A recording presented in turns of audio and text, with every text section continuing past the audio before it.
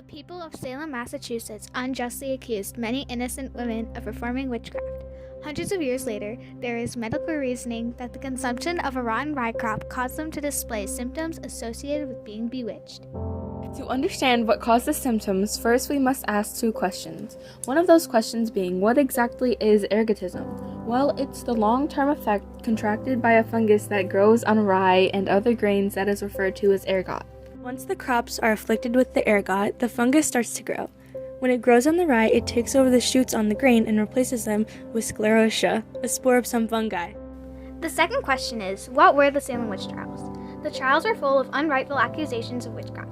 Most of these so-called witches were killed after interrogations. When the trials took place in 1692 Salem, Massachusetts, there was a lack of medical knowledge. Therefore, the farmers harvesting the rye probably thought the growths were due to too much sun exposure and had no idea it was harmful to consume. It was not discovered until the 1800s that this was a harmful fungus.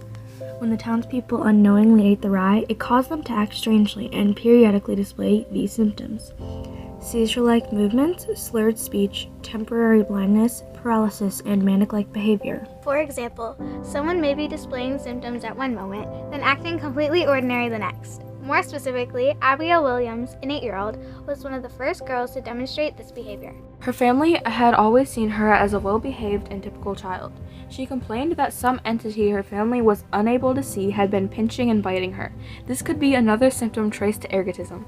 The young girls that accused women of witchcraft did not have a fully developed immune system, leaving them as easy prey for illnesses such as ergotism. The village doctor William Griggs diagnosed these young women as being bewitched, and the rest of the townsfolk unquestionably agreed.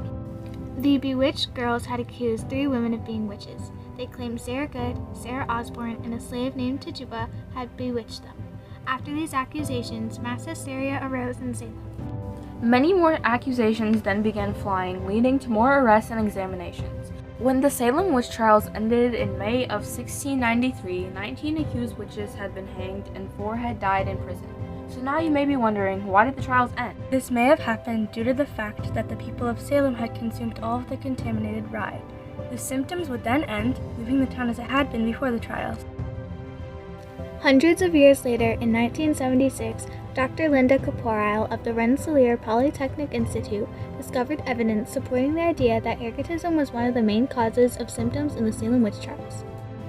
She and other historians proposed the idea that the wet spring and harsh winter conditions of 1691 led to the formation of ergot. The Salem witch trials began in 1692, a year after the beginning of the ergot growth.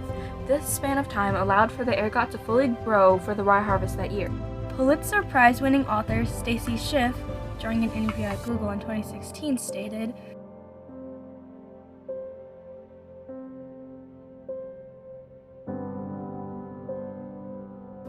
Of course, countless do not agree with the idea that ergotism is one of the main causes of the Salem witch trials.